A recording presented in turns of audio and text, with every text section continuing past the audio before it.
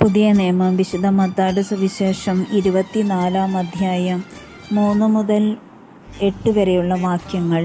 അവൻ ഒലിവുമലയിൽ ഇരിക്കുമ്പോൾ ശിഷ്യന്മാർ തനിച്ച് അവനെ സമീപിച്ചു പറഞ്ഞു, ഇതെല്ലാം എപ്പോൾ സംഭവിക്കുമെന്നും നിന്റെ ആഗമനത്തിൻ്റെയും യുഗാന്തത്തിൻ്റെയും അടയാളം എന്താണെന്നും ഞങ്ങൾക്ക് പറഞ്ഞു തരണമേ. യേശു പറഞ്ഞു, ആരും നിങ്ങളെ വഴിതെറ്റിക്കാതിരിക്കാൻ സൂക്ഷിച്ചുകൊള്ളുവിൻ.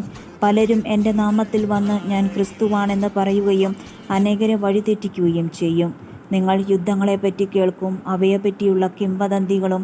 എന്നാൽ നിങ്ങൾ അസ്വസ്ഥരാകരുത്, കാരണം ഇതെല്ലാം സംഭവിക്കേണ്ടതാണ്, എന്നാൽ ഇനിയും അവസാനമായിട്ടില്ല. ജനം ജനത്തിനെതിരായും രാജ്യം രാജ്യത്തിനെതിരായും ഉണർന്നെഴുന്നേൽക്കും. ക്ഷാമങ്ങളും ഭൂകമ്പങ്ങളും പല സ്ഥലങ്ങളിലും ഉണ്ടാകും. ഇതെല്ലാം ഈറ്റുനോവിൻ്റെ ആരംഭം മാത്രമാണ്. നമ്മുടെ കർത്താവായ മിശിഹായ്ക്ക് സ്തുതി.